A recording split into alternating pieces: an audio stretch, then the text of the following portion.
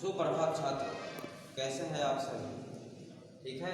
देखिए, आज इस वीडियो में मैं बात करूंगा क्लास 9 हिंदी क्षितिज और अध्याय 3। क्या नाम था?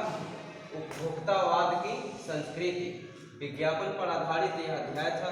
ठीक है, कि किस तरह से किसी भी प्रचार को देखकर हम लोग उस वस्तु को खरीदने के लिए विवश हो जाते हैं, लाचार हो जाते हैं। अर्थात वह प्रचार जो है हमारे मानस पटल पर इस तरह से गहरी छाप छोड़ती है जिससे कि हम लोग उस वस्तु को, उस उत्पाद को खरीदने के लिए विवश हो जाते हैं। आइए प्रश्न उत्तर पर चलते हैं। तो पहला प्रश्न है कि लेखक के अनुसार जीवन में सुख से क्या अभिप्राय है? ठीक है, लेखक के अनुसार जीवन में सुख से क्या अभिप्राय है?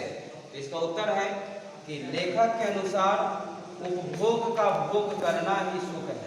उपभोग का भोग करना ही सुख है, अर्थात जीवन को सुखी बनाने वाले, ठीक है, जीवन को सुखी बनाने वाले उत्पाद का जरूरत के अनुसार भोग करना ही जीवन सुख है।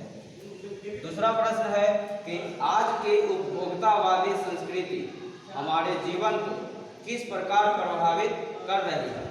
दोबारा सुन लीजिए। आज की उपभोक्तावादी संस्कृति हमारे जीवन को किस प्रकार प्रभावित कर रही है?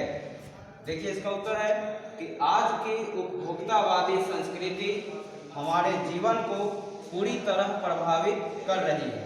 इसके कारण हमारी सामाजिक नींव खतरे में है। ठीक है, मनुष्य की इच्छाएं बढ़ती जा रही है, मनुष्य आत्म केंद्रित होता जा रहा है, स्वार्थीपन के भाव से वह दिन प्रतिदिन बढ़ता जा रहा है। सामाजिक दृष्टिकोण से यह एक बड़ा खतरा है। कौन सा? उपभोक्तावादी संस्कृति। तीसरा है कि गांधी जी ने उपभोक्ता संस्कृति को हमारे समाज के लिए चुनौती क्यों कहा? उन्होंने क्या कहा कि उपभोक्ता संस्कृति जो है हमारे समाज के लिए एक बहुत बड़ी चुनौती है। देखिए, गांधी जी सामाजिक मर्यादाओं और नैतिकता के पक्षधर थे। ठीक है, गांधी जी चाहते थे कि लोग सदाचारी, संयमी और नैतिक बने ताकि लोगों में परस्पर प्रेम, भाईचारा और अन्य सामाजिक सरोकार बढ़े। ठीक है, लेकिन इसी का उत्तर है यहाँ पर, लेकिन उपभोक्तावादी संस्कृति इन सब के विपरीत चलती है। वह भोग को बढ़ावा देती है जिसके कारण नैतिकता का तथा मर्यादा का ह्रास होता है। ठीक है, क्षरण होता है, नाश होता है। गांधी जी चाहते थे कि हम भारतीय अपनी बुनियाद और संस्कृति पर कायम रहें। उपभोक्ता संस्कृति से प्रभावित होकर मनुष्य स्वार्थ केंद्रित होता जा रहा है, अर्थात उसे सिर्फ अपने आप से मतलब है और किसी से नहीं। भविष्य के लिए यह एक बड़ी चुनौती है क्योंकि यह बदलाव हमें सामाजिक पतन की ओर अग्रसर कर रहा है। ठीक है, हमें सामाजिक पतन की ओर अग्रसर कर रहा है, आगे बढ़ा रहा है। चौथा प्रश्न है, आशय स्पष्ट करना है। इसमें दो प्रश्न हम लोग के सामने। पहला है कि जाने अनजाने आज के माहौल में आपका चरित्र भी बदल रहा है और आप उत्पाद को समर्पित होते जा रहे हैं। अर्थात किसी भी विज्ञापन को देखकर आप उसे खरीदने के लिए लालायित हो उठते हैं। वह आपके लिए है या नहीं है, मगर आप तब तक सोच लेते हैं यह वस्तु हमारे लिए है। तो देखिए, उपभोक्तावादी संस्कृति का प्रभाव अत्यंत कठिन तथा सूक्ष्म है, मतलब इससे दूर होना बहुत ही असंभव है। इसके प्रभाव में आकर हमारा चरित्र बदलता जा रहा है। किसके प्रभाव में? उपभोक्तावादी संस्कृति के।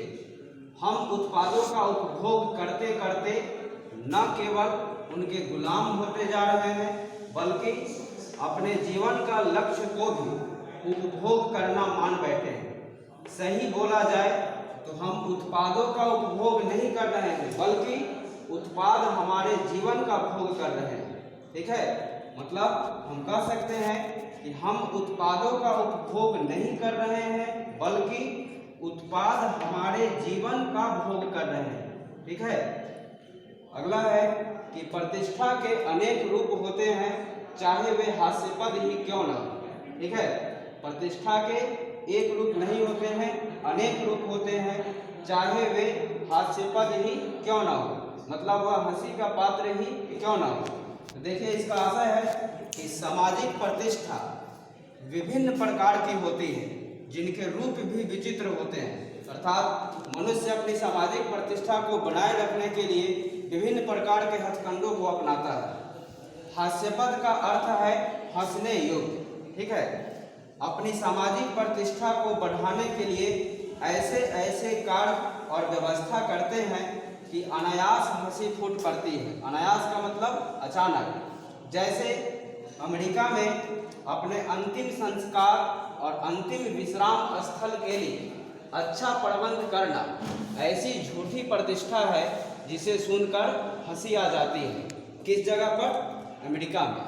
ठीक है, तो इस तरह से आज हम लोग अध्याय 3 उपभोक्तावाद की संस्कृति का प्रश्नोत्तर देखें। मिलते हैं नेक्स्ट वीडियो में एक नए अध्याय के साथ। तब तक के लिए धन्यवाद।